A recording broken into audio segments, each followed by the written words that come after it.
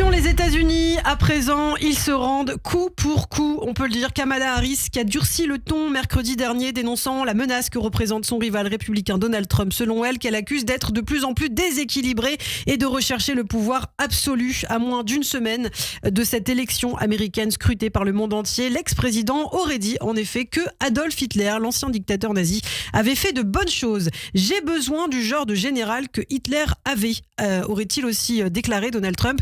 Des propos qui ont fait bondir la presse et le camp démocrate. Pour en parler, nous sommes avec Sébastien Lévy, notre correspondant à New York aux États-Unis. Bonjour Sébastien. Bonjour Ilana. Merci beaucoup d'être avec nous comme chaque semaine. Alors que vous inspirent justement ces propos choquants sur Adolf Hitler qu'il aurait tenu, puisqu'on parle toujours au conditionnel, et qu'est-ce que ça pourrait changer aussi à une semaine de cette élection ? Alors, ce qui est intéressant, c'est de savoir qui est l'émetteur. L'émetteur, c'est John Kelly. John Kelly, c'est l'ancien Chief of Staff. Chief of Staff, c'est l'équivalent en France du secrétaire général de la présidence. Donc, c'est un poste extrêmement important, encore plus important que le poste de vice-président. John Kelly, c'est aussi un général extrêmement décoré qui a perdu un fils au combat.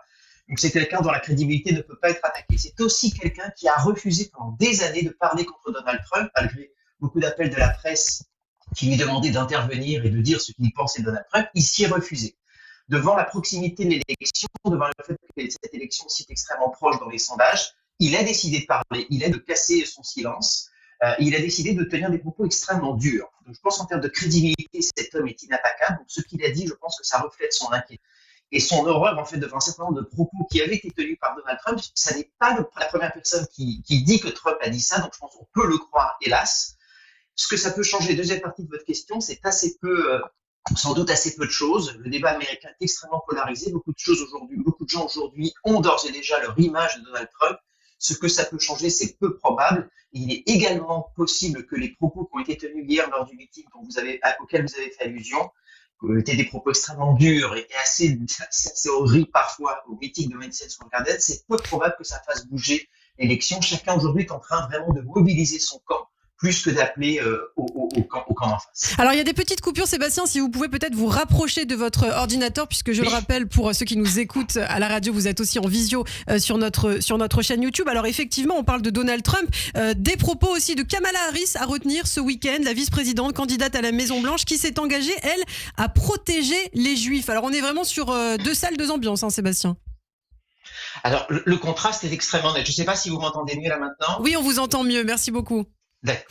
D'accord, oui, le contraste était saisissant. Il faut savoir qu'hier était une journée particulière puisque c'était le sixième anniversaire du pire massacre antisémite aux États-Unis depuis l'après-guerre, le massacre de Pittsburgh, de la synagogue de Pittsburgh. Donc oui, on a vu clairement un contraste extrêmement fort entre les propos de Kamala Harris, qui s'engageait à défendre les Juifs, et le meeting de Madison Square Garden, qui n'était pas un meeting en soi antisémite. Il n'y a pas eu de propos véritablement antisémite de la part de Trump. En revanche, il y a eu des propos ouvertement racistes contre Porto Rico et des propos plus que limites sur les Juifs, puisque vous avez eu un intervenant, pas Trump, mais un intervenant avant, qui a dit en fait que les Juifs étaient pas très bons pour distribuer du papier en faisant un signe de sa main. Donc pour les auditeurs, ils ne verront pas, mais c'est clairement montrer finalement que les Juifs n'aimaient pas trop dépenser leur argent. Donc il y a eu aussi des propos extrêmement tendancieux. Donc oui, deux ambiances extrêmement fortes, mais là aussi ça montre, on en a déjà parlé à cette antenne, à quel point le thème de l'antisémitisme est un thème au cœur de cette élection et qui est même assez désagréable pour les Juifs qui ont un peu l'impression d'être aujourd'hui ce qu'on appelle le political football, c'est-à-dire chacun se sert de ce thème pour marquer des points, ce qui est assez désagréable pour les Juifs américains. Alors, beaucoup de divisions sur la scène politique américaine et dans la société américaine. Autre illustration justement de cette polarisation, c'est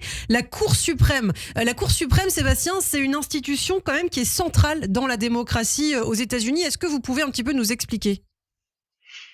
Oui, complètement. La Cour suprême, c'est l'équivalent en Israël de Bagatz et c'est l'équivalent en France d'un mélange entre Conseil constitutionnel et Cour de cassation. Donc, c'est la plus haute juridiction du pays. C'est une juridiction extrêmement importante qui, finalement, a eu une influence énorme sur beaucoup de sujets dont on a parlé à cette antenne, par exemple sur le port d'armes, sur l'avortement, la remise en cause du droit à l'avortement comme droit fédéral, c'est la Cour suprême, sur le port d'armes également, sur le financement de la démocratie américaine, mais également, en fait, sur le fait que Trump, aujourd'hui, peut se présenter, c'est grâce à la Cour suprême qui est parvenu soit à dire que Trump avait une grosse immunité, soit de l'autre côté sur d'autres procès qui ne pouvaient pas être jugés avant la présidence. La Cour suprême est une institution centrale qui aujourd'hui est présent dans énormément de thèmes politiques qui sont présents au cours de cette campagne. Donc oui, institution absolument essentielle, et pourtant institution aujourd'hui extrêmement peu populaire, peu consensuelle, ce qui pose énormément de problèmes sur la démocratie.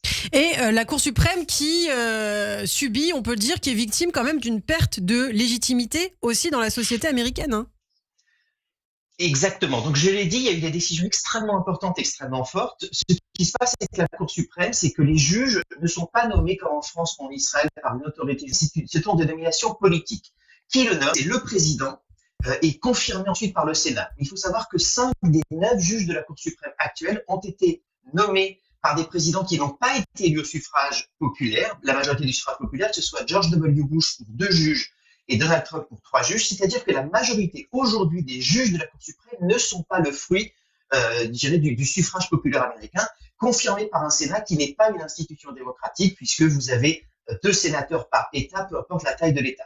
Donc ça ne reflète pas la volonté populaire, et pourtant, vous avez des jugements extrêmement forts. Et en particulier, depuis une dizaine d'années, vous avez une énorme baisse de la popularité de la Cour suprême, puisque cette Cour suprême était environ populaire à 60-65%.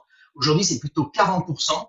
Donc, ce qui était avant une institution extrêmement populaire et respectée surtout, ne l'est plus aujourd'hui.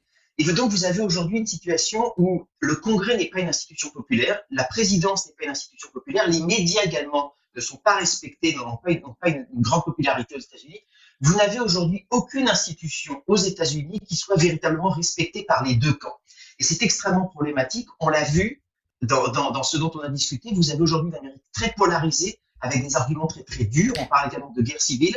Vous n'avez aujourd'hui aucune institution qui soit capable de ramener la paix civile. Si demain l'élection est extrêmement serrée et que cela va jusqu'à la Cour suprême, on peut avoir un risque de violence puisque vous n'avez pas aujourd'hui un arbitre capable véritablement d'apaiser les tensions de la société américaine. Donc c'est extrêmement problématique et inquiétant. Alors il nous reste à peine 1 minute. Sébastien, quelles seront les implications pour la démocratie américaine? Là, ce sera un véritable test, l'élection de la semaine prochaine. Il est possible que ce soit ultimement à la fin la Cour suprême qui décide, comme en 2000. Sauf qu'en 2000, à l'époque, vous aviez une Cour suprême à 70% de taux de popularité et de respect. Aujourd'hui, ça n'est pas le cas, 35 à 40%. Donc oui, il est possible qu'une décision de la Cour suprême ne soit pas respectée par une grande partie du corps électoral. Et donc, le risque de violence n'en est que décuplé. Et donc, c'est l'inquiétude aujourd'hui d'une grande partie du corps électoral américain. Eh bien, merci beaucoup. Merci Sébastien Lévy, notre correspondant aux États-Unis à New York, d'avoir été avec nous ce matin en direct. On vous retrouve chaque semaine, évidemment. Ne bougez pas. Dans quelques instants, le journal avec Eva Soto.